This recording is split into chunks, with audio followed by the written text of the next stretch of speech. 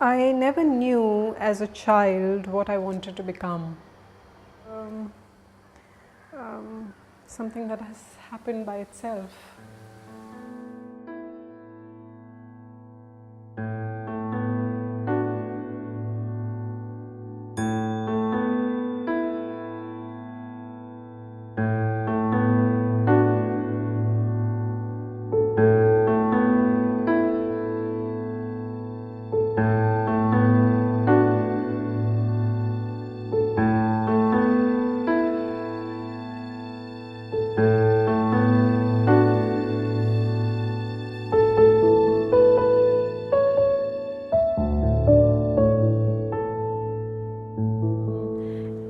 While I'm working, it's the clay itself which seems to be telling me what I should do to it. Underlying, I think it's just the things that have assimilated in my experiences over the years, which come out in tangible form in this material. And more I work with clay, I realize that we humans are actually made of clay. So, I mean, it just seems, most of the potters repeat it, this shloka of Kabir, which says, Mati kahe kumar se, tu kya ronde mohi, ek din aisa aayega, main rondunga tohi. Basically, the soul is going to leave and the body is going to become part of clay.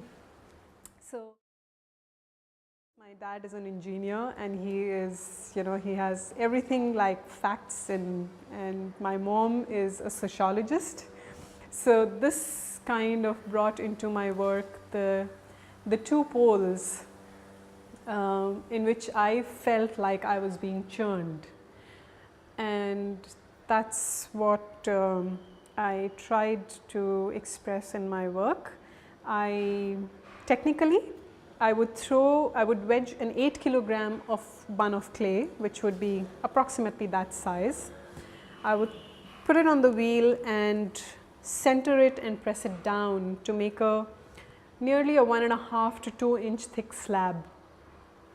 And then I would make textures on it, apply a slip which would give a sort of a variation, and dry it for an overnight or maybe 2 days, and then these were fired in a wood kiln for 14 to 16 hours in reduction fire, and the effect of the wood ash on the ware made it almost look like it was a three-dimensional creature, a being. I came upon a Zen monk's drawing of the triangle, square and a circle, and I thought I want to make that into 3-dimension. The triangle became the tetrahedron, which is 4 equilateral triangles. The square became the cube and the circle became the sphere. My exploration of the tetrahedron took over. So, tetrahedron being the stable form with the least number of elements and faces, I thought I want to become a stable form with the least number of requirements in life, like, a simpleton of sorts. Basically looking for an organic form, breaking the strict lines of the tetrahedron, and here it was. I made this piece in 1 inch, 5 inch, 15 inches, 18 inches, 3 feet and 5 feet. And the 5 feet size sculpture is sitting at the pool deck area in Hyatt Regency in Chennai.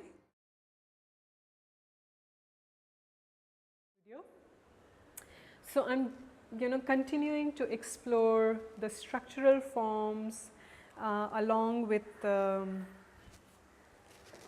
hexagon.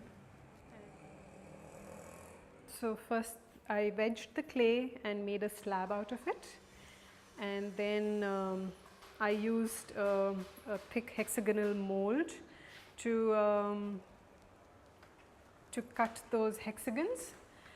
and after having cut them, the first thing I had done is put the hexagons on a curved surface, and then I rolled out coils and attached the hexagons, making sure that they are not too close or too far, and then the coil goes perpendicularly, and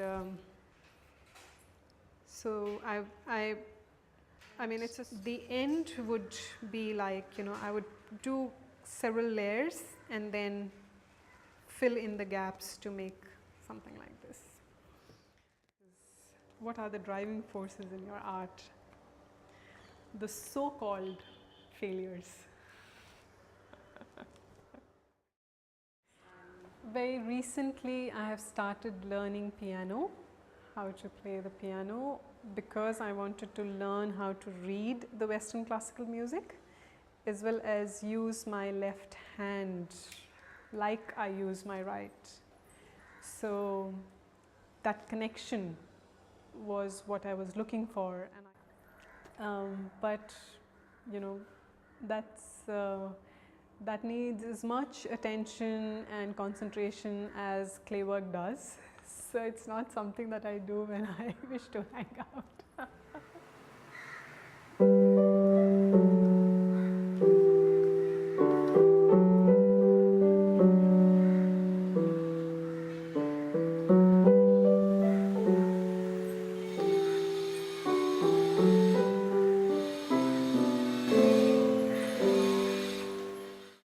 It's the adventurer in life and in work.